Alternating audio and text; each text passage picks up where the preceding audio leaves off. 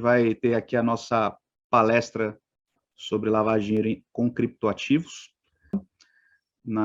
O tema geral é compliance no mercado de criptoativos, mas foco em prevenção à lavagem de dinheiro. Vou me apresentar, eu, como já falei no início, sou o André Castro Carvalho, aqui tem meus contatos, sou profissional na área de PLD, atuo já há muitos anos com compliance, PLD, e tenho atuado também no mercado de criptoativos, então vai ser bem interessante a gente falar um pouco sobre PLD nesse setor, que tem sido bastante desafiador, né? A gente tem visto os problemas práticos surgindo, né? E isso mostra a importância do tema e também acho que o interesse, né, que despertou em todos, né, por assistir essa palestra, justamente pela quantidade de gente que inscrita aqui, que foi uma quantidade bastante expressiva. Então, também já agradeço de antemão o interesse de vocês.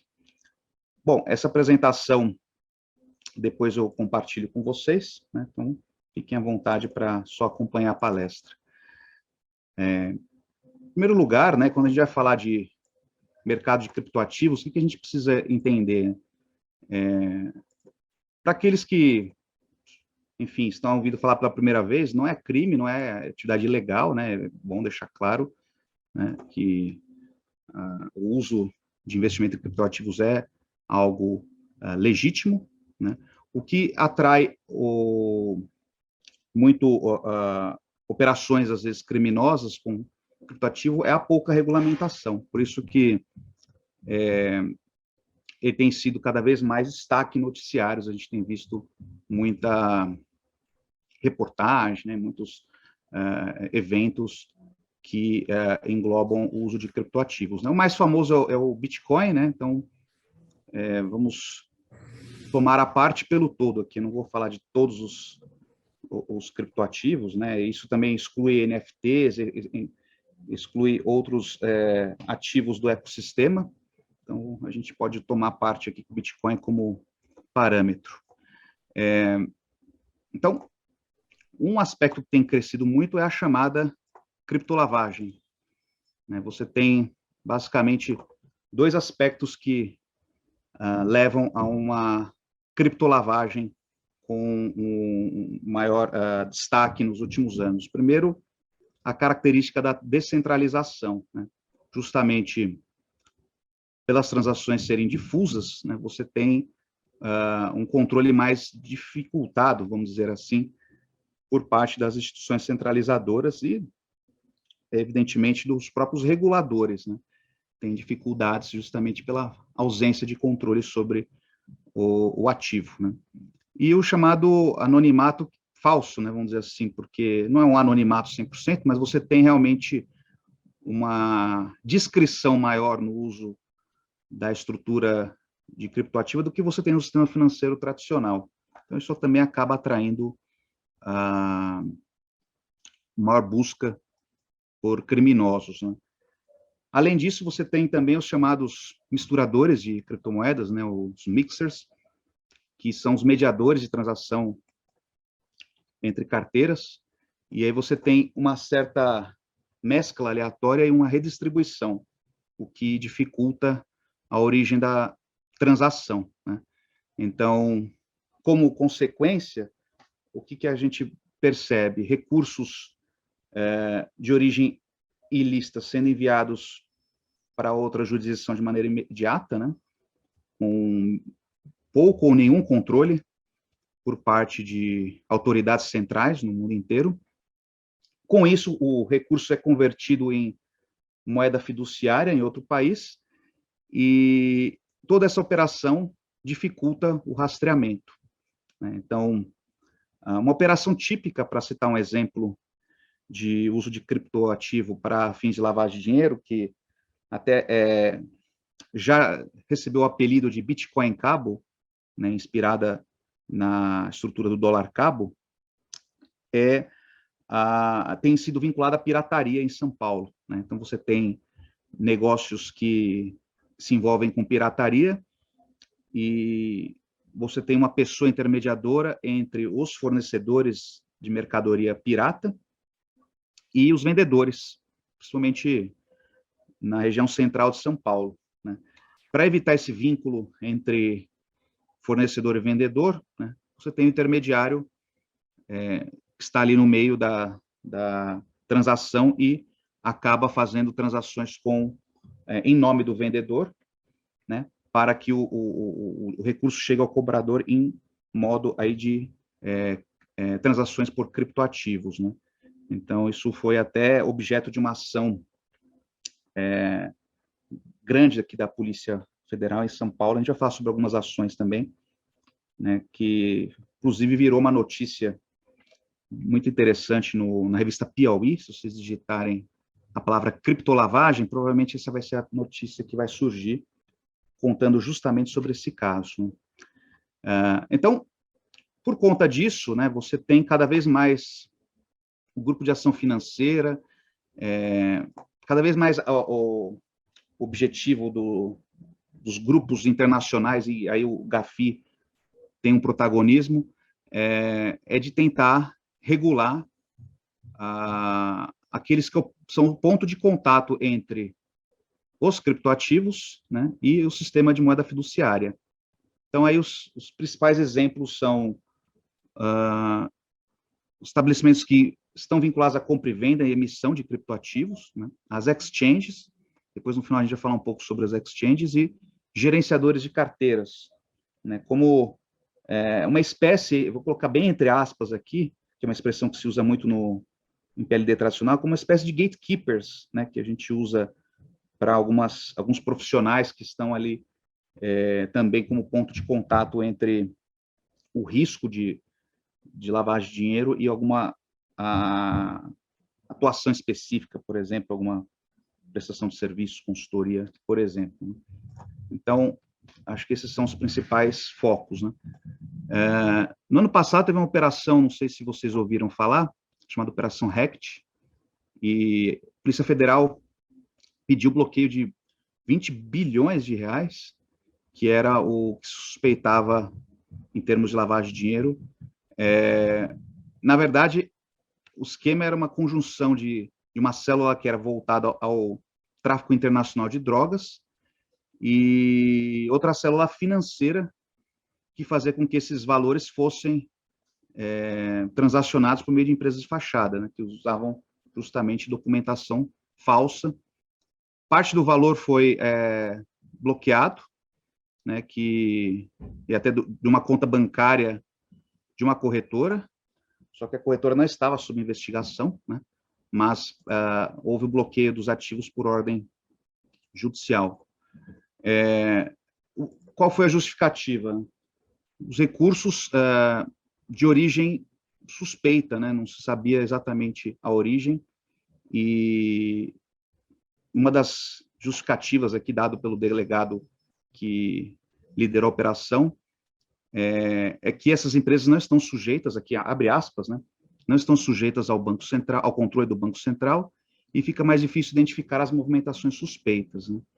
Então, justamente, o sistema típico de lavagem de dinheiro com uso de laranjas, né? E aí o dinheiro do tráfico de drogas era justamente convertido em criptoativos, né? De que forma? Por transações fracionadas, conhecidas como smurfing, né? Já bem famosa no meio das moedas fiduciárias, né? Que é você fracionar para evitar qualquer tipo de alerta. Aqui as operações eram feitas da mesma maneira, né? E, enfim, a relação entre esses depósitos e as operações foram descobertas pelo cruzamento de dados via COAF, né? Uma outra operação interessante foi a Operação Argente, né? E a Operação Argente, na verdade, revelou uma organização que lavava dinheiro utilizando-se das chamadas mulas, né, de dinheiro, né? As mulas são pessoas que simplesmente fazem vamos já chamar de transporte, né, como as mulas transportam mercadorias, né? Aqui são as pessoas que transportam recursos, na verdade, utilizam-se do seu nome, né, do seu CPF, enfim, para poder fazer transações em nome próprio, mas em benefício de terceiro, né? Então, o que acontecia, né, o que foi revelado na Operação Argente? As pessoas, que eram as mulas, abriam contas em exchanges europeias, então nem era aqui no Brasil, então exchanges fora do Brasil, e em bancos também fora do Brasil.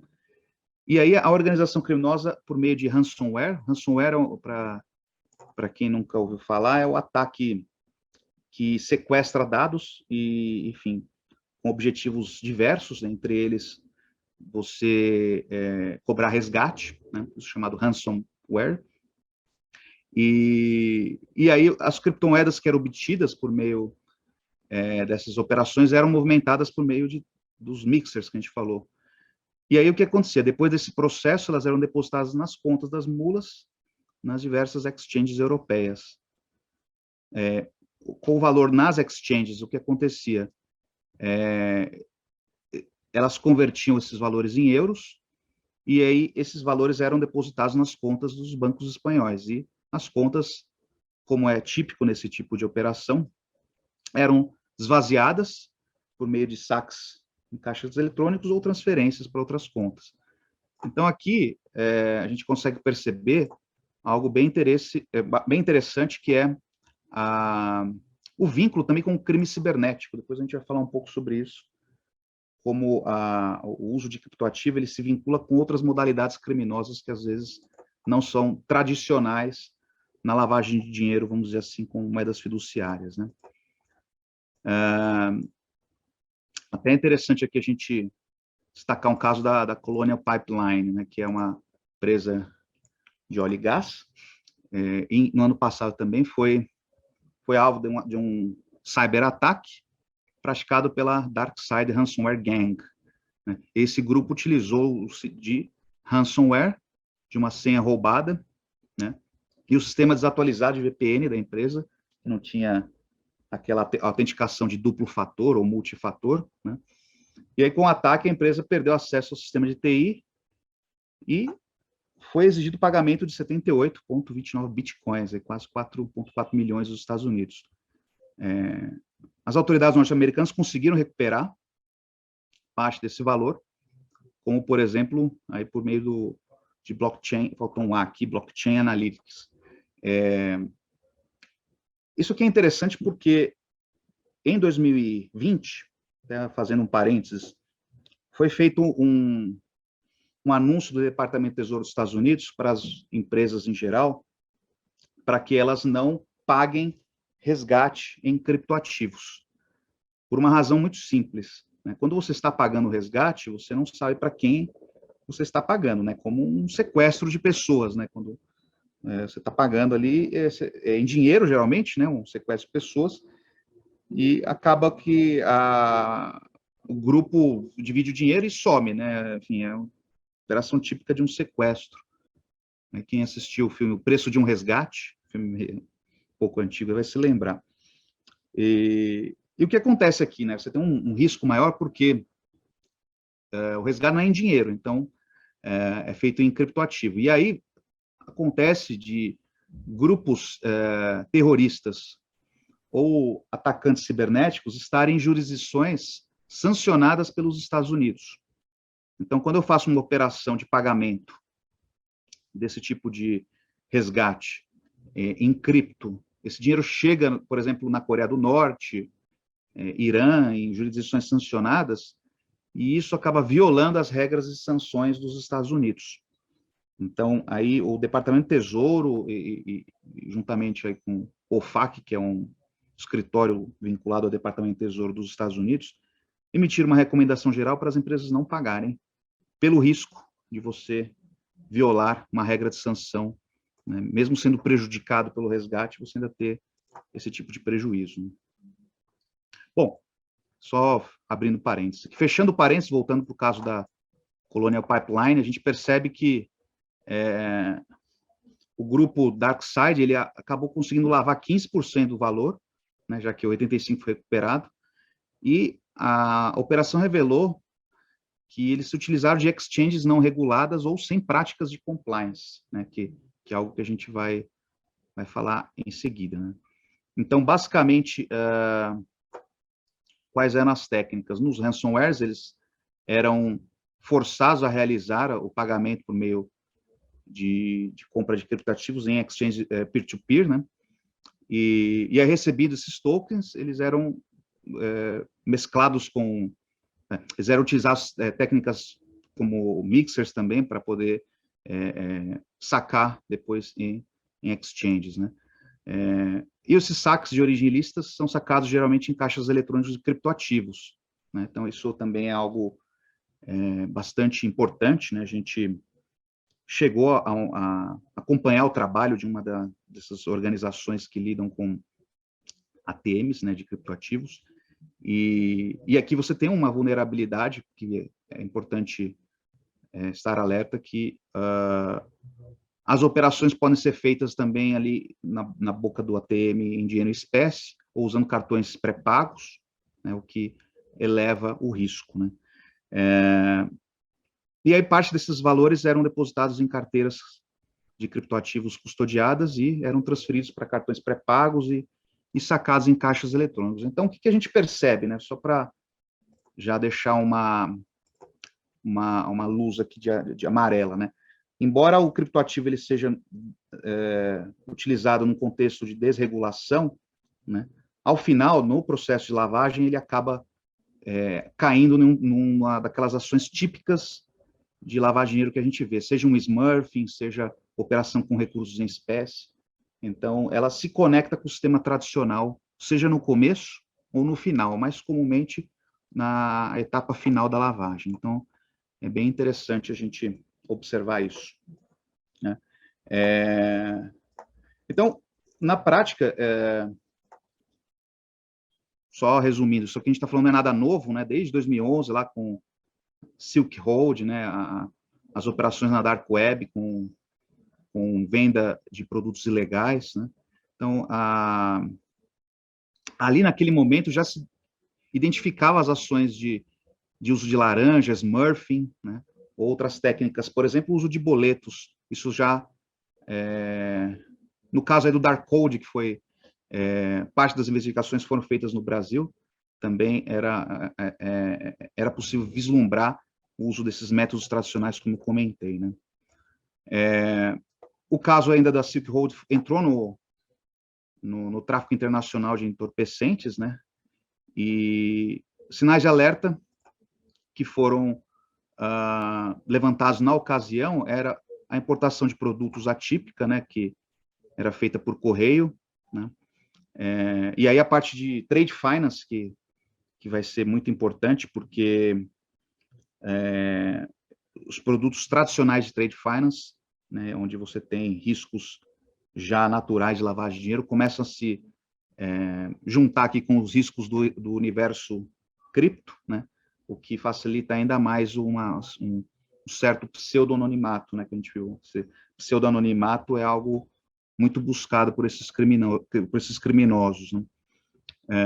Então, essa questão da documentação, né, em relação à importação, exportação, ela acaba revelando alguns casos interessantes. Bom,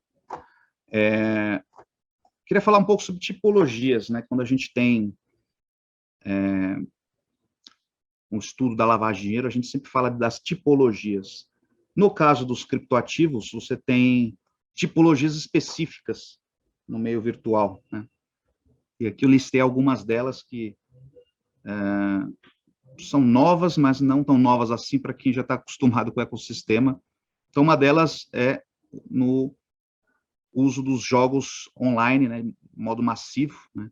Então, você tem esses jogos tipo Fortnite ou outros jogos parecidos, Warcraft, né? Então, todos esses jogos, eles têm itens que você consegue comercializar por meio de recursos de moeda fiduciária, né? Ou cripto, dependendo do tipo do jogo, né? E aí você pode vender isso, enfim, em qualquer lugar do mundo, o que facilita também o comércio internacional, vamos dizer assim, desses bens virtuais, podendo favorecer a lavagem de dinheiro, né? Um outro esquema também, dentro da tipologia, é o Loan Back Money Laundering Scheme. O que significa isso? Alguém faz um empréstimo para si mesmo e paga usando moedas, recursos virtuais, né, ativos virtuais, e empresas que acabam conectando financiadores e tomadores, né? Então, nesse caso aqui, você tem uma operação simulada, né, feita por meio de moeda virtual e também no ambiente desregulamentado, como a gente falou, né? Os cartões pré-pagos, né, têm sido cada vez mais utilizados para fins de aquisição de produtos e serviços online. Então, aí você tem também o uso de criptoativos com essa modalidade, né? Aí depende da jurisdição, mas você tem algumas jurisdições onde é possível você ter algumas ações ao portador ou títulos ao portador, né? E, nesse caso, isso também acaba sendo utilizado, visto que, basicamente, você está falando ali de troca física, né, de títulos entre partes. E o crowdfunding, né, que tem um ponto importante, né, e o crowdfunding tem crescido, né, cada vez mais como um método legítimo de captação de recursos, mas também pode ser utilizado como uma tipologia de lavagem de dinheiro, porque partes com más intenções podem se juntar para trocar recursos por títulos de empresas com esse pretexto de execução de crowdfunding, né? Então, também, esse é outro ponto que pode levar a uma tipologia associada a ativos virtuais, né? Bom, uma que acho que está muito ligada, a gente vê isso muito no meio fiduciário e também no meio virtual, é a questão da clonagem de cartões de crédito, né? Então, a diferença aqui da tradicional clonagem que a gente vê é que quem, ao adquirir a criptomoeda, né, está ao mesmo tempo em que obtém o valor ilegitimamente, fazendo já a operação de lavagem, né? Porque você já consegue ter a ocultação do adquirente, né? Então, na verdade, isso só economiza uma das camadas da lavagem de dinheiro, né? Então, isso também tem sido mesclado, né, esse tipo tradicional de crime junto com o ecossistema virtual, né? Então, esse acho que todo mundo já conhece, aí, ou foi vítima, ou conhece alguém que foi vítima, né? Então, é algo mais próximo da nossa realidade. Bom, quando envolve pessoas jurídicas, né, aí é uma outra tipologia interessante. O que você costuma observar, né? Você tem um cliente pessoa jurídica que ele declara como atividade principal alguma atividade relativa à tecnologia informática e atividade secundária como intermediação de negócios, geralmente operando cripto, né? E aí você começa a ver uma movimentação fora do que se espera em relação ao faturamento, né? De maneira pulverizada, enfim, por meio de várias transferências de pessoas físicas aí dispersas no país, né? E em especial, né, aí a região fronteiriça, né? Aí tem um aspecto específico que a gente vai falar mais à frente. Então, aqui, na verdade, é o mesmo risco que você tem com a lavagem de dinheiro tradicional, só que aqui você tem a atividade secundária sendo o comércio de cripto, e isso facilita você ter os smurfing, né, os depósitos fragmentados, né, valores que, eventualmente, sejam acima do esperado, justamente pela uma certa ilusão, né, que se tem que o mercado de cripto ele é um mercado que diariamente está valorizando 5, 10%, né? A gente vai falar depois que isso motiva até outros crimes financeiros, como esquema de Ponzi, né? A gente vai comentar daqui a pouco. Então, acaba sendo plausível, né, uma justificativa da empresa. Minha atividade hoje principal é operar no comércio de cripto, e não minha atividade principal sendo desenvolvimento de sistema ou alguma atuação na área de tecnologia, né? E aí isso pode, eventualmente, significar uma desculpa, vamos dizer assim, para justificar uma operação de lavagem.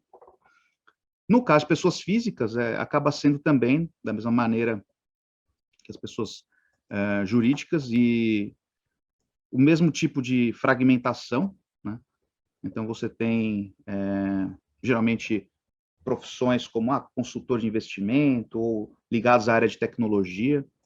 Então, geralmente, nos KYCs, né, quando a gente vai olhar são essas profissões, e não que sejam as únicas, mas são as mais frequentes, e aí começa a ter algo incompatível com a capacidade econômico-financeira do cliente. Nada muito diferente do que a gente vê nos esquemas tradicionais de lavagem, né? Bom, comentei lá no início a questão do Bitcoin Cabo, que ele é muito utilizado, principalmente na esfera internacional, né? E o Bitcoin Cabo é muito parecido com o dólar cabo, que alguém faz uma operação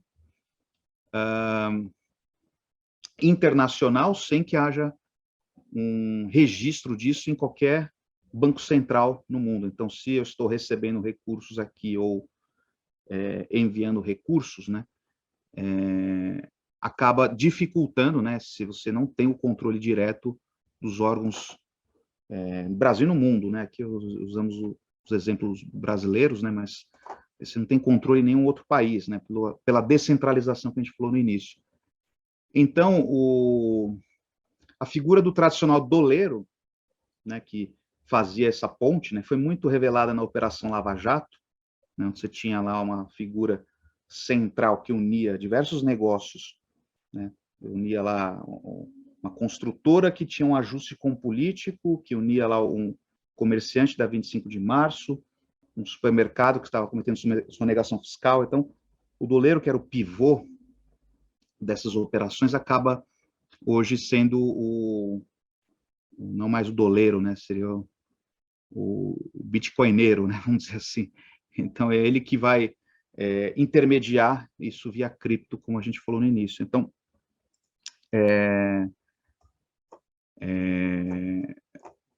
esse tipo de operação do Bitcoin Cabo é cada vez mais frequente. Bom, outra tipologia e aí você tem um risco, na mineração de criptoativo. Por quê? Você tem os equipamentos, né, de mineração e o resultado da mineração gera uma aparência de ilicitude. Então, você tem ali uma pessoa jurídica que se diz do ramo da mineração. É bem comum, mas como os equipamentos são caros, né, são equipamentos de alto custo, então você não tem bem a origem desses equipamentos para mineração. Além disso, existe um outro risco, que aí volta a questão das sanções. Como você tem países que estão com restrições, como Irã, Venezuela, né, e esses países têm ostensivamente demonstrado interesse em facilitar a mineração, né, até dando incentivos. Então, são países que dão incentivos para você poder montar uma fazenda lá para mineração nessas localidades. Isso gera mais uma preocupação, não só na lavagem de dinheiro, mas também na questão das sanções internacionais. No ano 2020, teve uma pool chinesa de mineração, conhecida como Lubian, não sei se alguém já ouviu falar, que estruturou uma fazenda justamente no Irã, onde você tem lá uma usina de propriedade da China e do Irã. Então, esse tipo de conexão com partes sancionadas vai se intensificar, né? Com a guerra também da Ucrânia com a Rússia, a gente percebeu também um incremento no uso desse tipo de atividade econômica, né, em localidades de alto risco, por exemplo, localidades vinculadas a partes sancionadas russas, né? Então, tudo isso acaba sendo fruto da mineração de cripto de maneira, não diria irregular, mas de maneira a expor a riscos e sanções. Então, o que a gente pode ficar alerta, né? Verificar essas informações de domínio público, né? Então, pesquisar bastante, né, a respeito das partes que estão envolvidas na mineração e a localização dessas fazendas, verificar se os pools de mineração estão aceitando ou não jurisdições sancionadas, né? Então, isso aí o próprio pool de mineração pode controlar, para ele não ficar também fora do sistema fiduciário, né?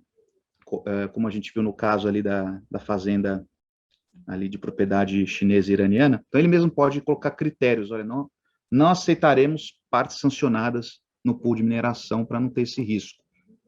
Então, isso mostra uma medida de governança do pool de mineração, né? Outra questão também é se você tem uma fazenda onde existem incentivos, né, para prática de mineração. Aqui, na verdade, eu coloquei poucos, mas está errado. Na verdade, em que há incentivos para prática, né? Então, isso também pode gerar um alerta, né? Eu trouxe aqui um case interessante, até para a gente ver como a questão da mineração está ganhando força. Isso aqui aconteceu em 2019, em dezembro de 2019, um dos experts na área de cripto, lá nos Estados Unidos, foi para uma conferência na Coreia do Norte. Quando ele voltou para os Estados Unidos, ele foi preso por suspeita de ajudar o governo da Coreia do Norte a evadir-se de sanções. Isso é um crime chamado facilitação, né, o facilitation, em que a pessoa que ajuda, né, que assessora outra parte na evasão de sanções acaba também cometendo o mesmo crime, né? Então foi um evento interessante aqui que acendeu aí uma luz para todo mundo em relação às fazendas de mineração ligadas a jurisdições sancionadas, né? Bom, outro ponto aqui para a gente tratar é o chamado cryptojacking, né? O que é o cryptojacking? Como aí se conecta com a tipologia anterior. Com a mineração de cripto tem um custo energético bem elevado, né? Até tem motivado críticas, né? O próprio Elon Musk chegou a dizer que não era sustentável, né? O cripto não era sustentável, e gerou toda uma discussão, né?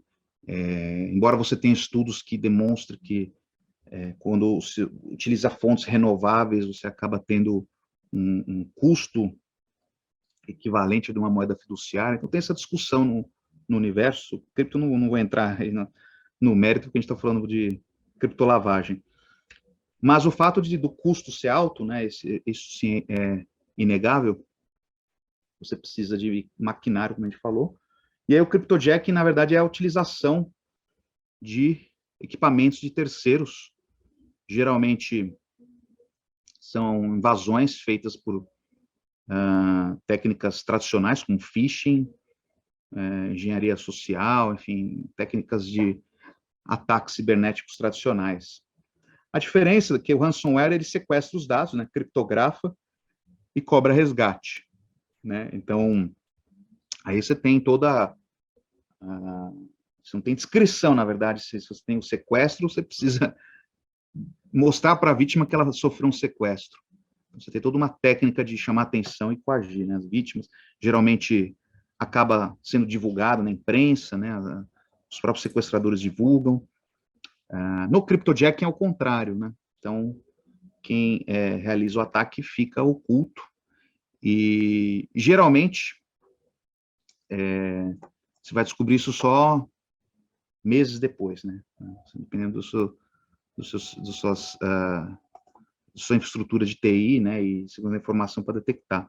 Então, geralmente, os criminosos que praticam cryptojacking procuram alvos, empresas que tenham uma quantidade relevante de endpoints, porque isso facilita para eles ali a geração de recursos, né?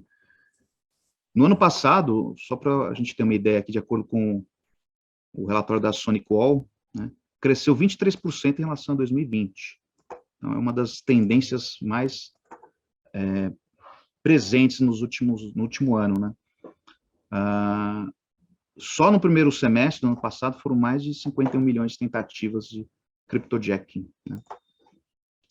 E a Insights também fez uma pesquisa interessante, em que ela constatou que quase que a totalidade da lavagem de dinheiro via cryptojacking termina com a conversão da moeda em dinheiro fiduciário, foi o que a gente falou antes, né? Isso aqui foi uma pesquisa só para cryptojacking, mas eu não cheguei a encontrar pesquisas que mostram nas outras modalidades, mas quase sempre vai terminar com dinheiro fiduciário, né? A gente está percebendo que essa é uma tendência, né? O que também é interessante notar é que a América Latina é uma região muito preferida dos criminosos. Por quê? Porque tem, bom, é uma região bastante populosa, enfim, tem um bom desenvolvimento aqui de um parque, uma infraestrutura tecnológica muito boa, né? Energia acaba sendo menos cara que alguns outros lugares, então, principalmente Paraguai, né, alguns países que você tem energia um pouco mais barata, então tem sido um lugar bastante procurado pelos criminosos, né?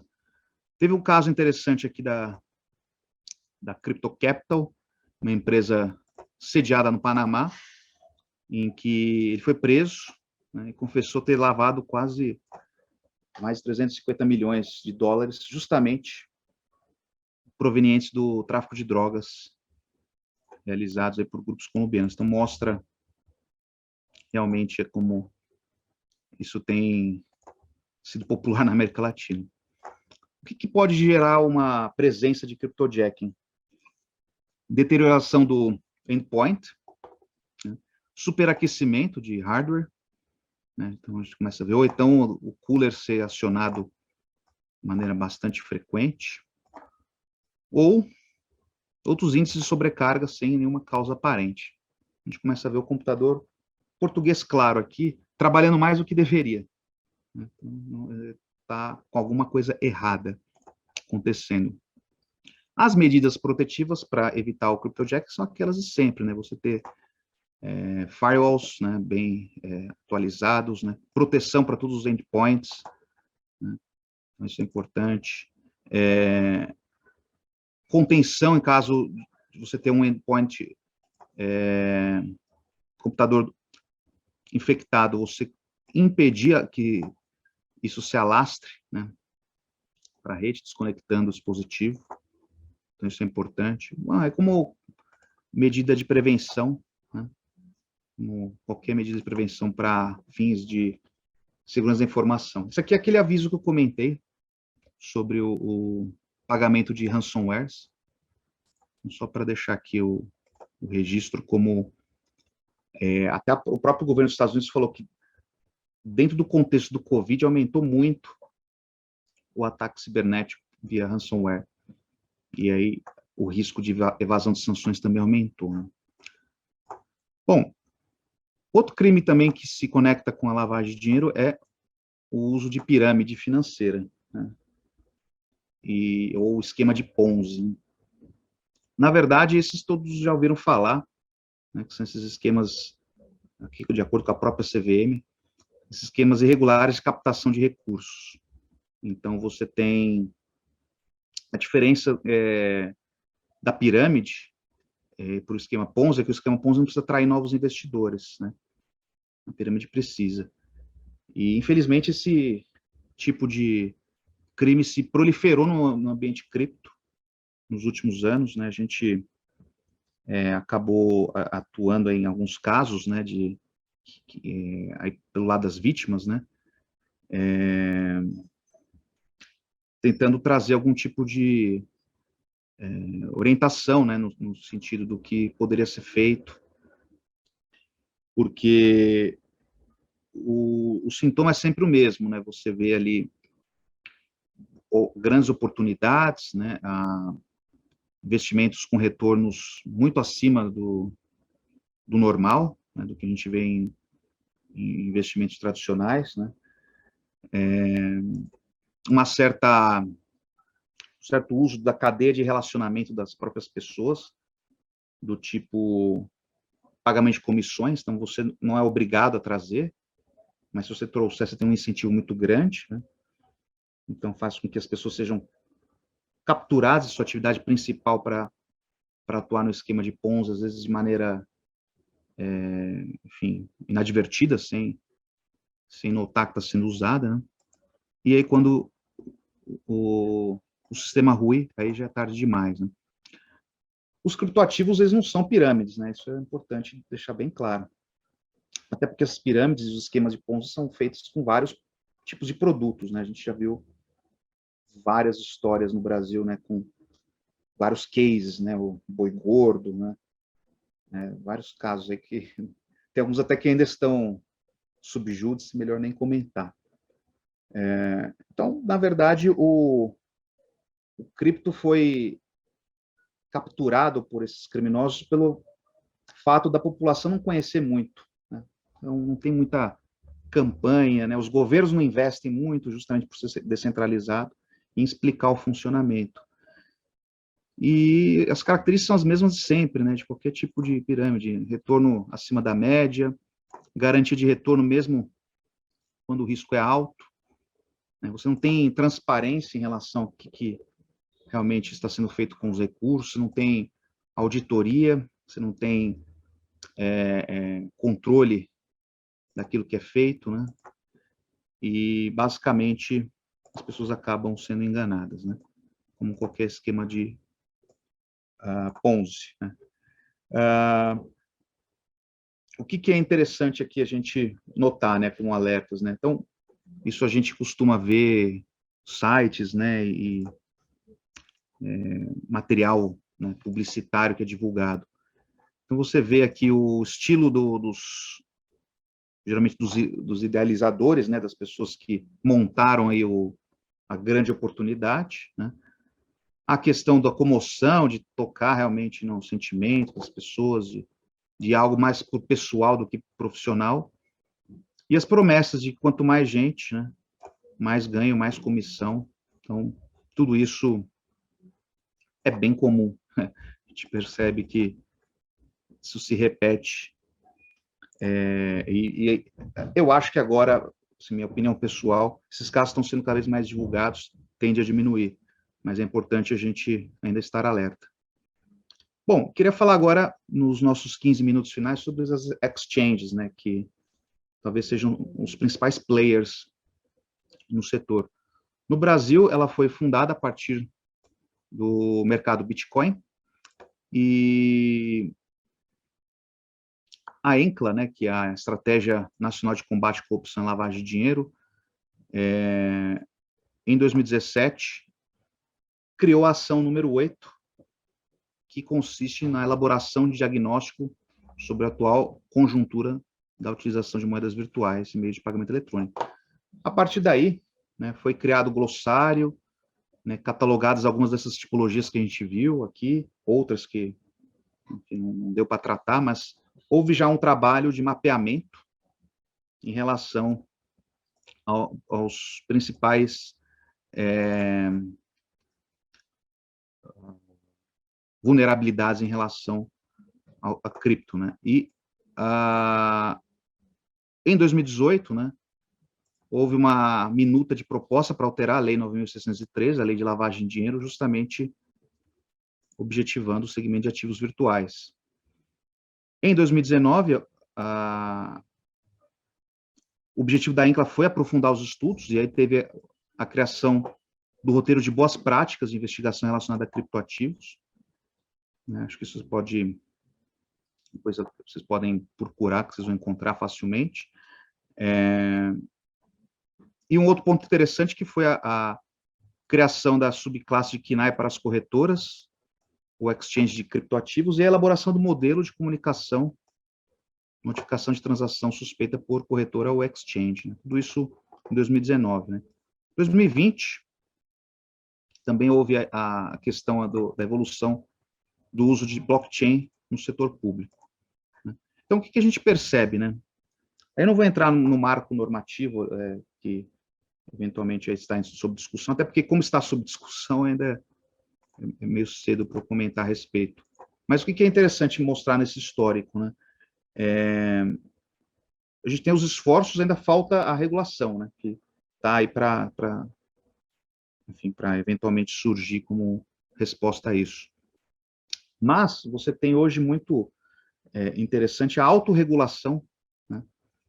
Que tem servido, né, para ajudar a mitigar riscos de lavagem de dinheiro no segmento de exchange, né? E um exemplo é o Manual de Prevenção à Lavagem de Dinheiro da AB Cripto, né?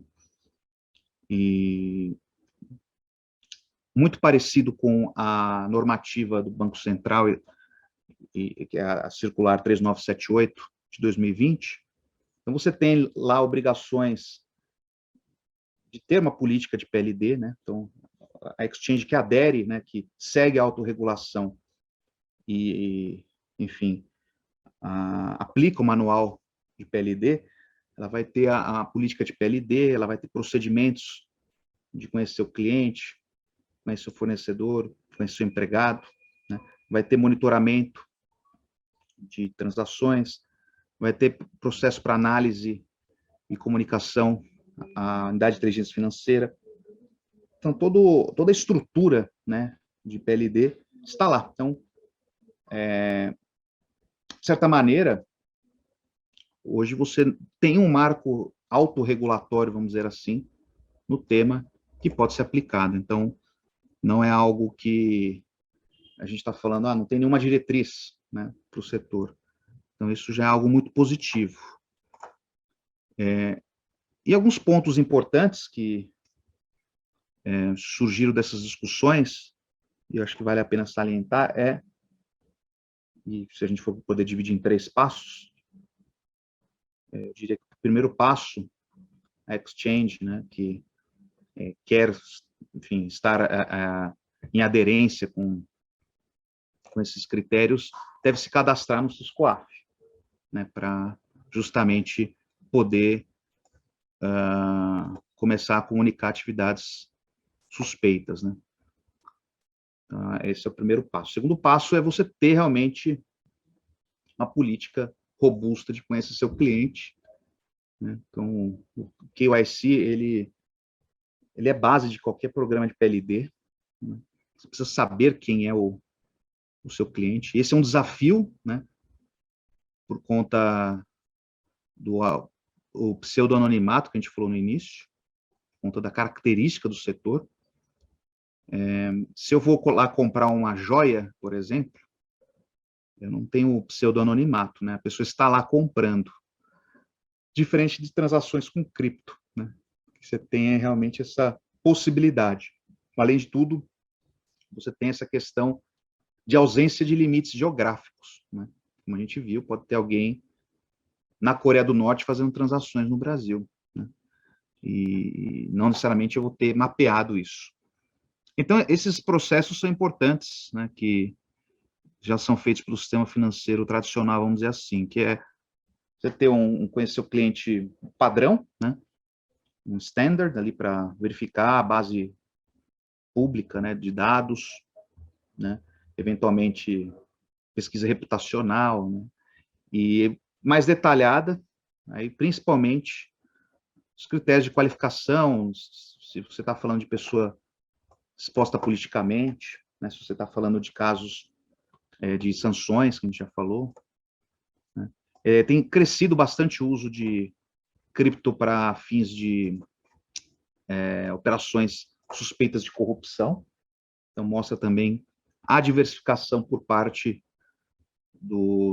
da corrupção tradicional, né, de não ficar, como eu falei lá, somente focado em doleiros, para ir para um segmento mais diferenciado aqui. É preciso ter um procedimento de conhecer o empregado também, porque, assim como no segmento tradicional, você pode ter riscos relativos a pessoas dentro da organização que utilizem os produtos e serviços, por exemplo, passando informações para grupos organizados, né? Então, para isso, eu preciso saber ali o grau que você lida com informações privilegiadas, para eu saber o nível de risco daquele empregado, saber qual é o perfil que ele exerce dentro da estrutura de 3 linhas de defesa, né, para justamente verificar o grau de risco em relação à PLD, né? Enfim, o conhecimento do empregado também é fundamental aqui nesse processo para a gente poder ter o cumprimento aí de boas práticas. Um outro ponto é o conheça seu parceiro, né, o Know Your Partner, como você também tem no sistema financeiro. E aqui é de especial atenção porque o setor faz muitas parcerias, né, com diversos negócios, porque é um setor de uso intensivo de tecnologia, então você tem realmente uma dependência maior de partners, vamos dizer assim, em relação a outros setores. E é importante um processo de due diligence que seja robusto, né, do parceiro, do seu partner, né, que envolve pesquisa dos próprios programas de PLD, mídia, né, valor de contratos, se tiver algum tipo de investimento nesse sentido, se tem PEPs ou não, né? Então, são aqueles critérios que a gente pode considerar como critérios, vamos dizer assim, padronizados, né? E o terceiro passo aqui é a efetiva comunicação à Unidade de Inteligência Financeira, né, o COAF, em que vai ajudar muito, né, por mais que a gente tenha essa questão não expressa ainda na legislação de lavagem de dinheiro, mas a comunicação ela é fundamental, né? Você é um 5, aqui é um 6, tá? 1603. Então, entra a questão da comunicação, o dever de sigilo, igual no sistema financeiro, para que essas informações cheguem efetivamente às autoridades, né? Então, se a gente for resumir, né, em termos de recomendações, acho que isso seria um ponto de partida, né? Eu deixei aqui alguns materiais, depois isso vocês vão ter acesso também. Acho que é legal para ter ali a base de muitas das informações que a gente trouxe para poder expandir também o debate. E basicamente é isso. Agradeço novamente aqui a atenção, é um tema que eu gosto muito de lidar, né, porque você tem que pensar um pouco fora da caixa quando você começa a ser desafiado por novas tipologias de lavagem, totalmente fora daquilo que a gente costuma ver tradicionalmente. E é um tema que está em franco desenvolvimento. Então, acho que aqui, em 1 hora, né, nem é a minha pretensão esgotar o tema e aprofundar muito, mas acho que o objetivo que era dar um panorama geral, acho que isso a gente conseguiu cumprir.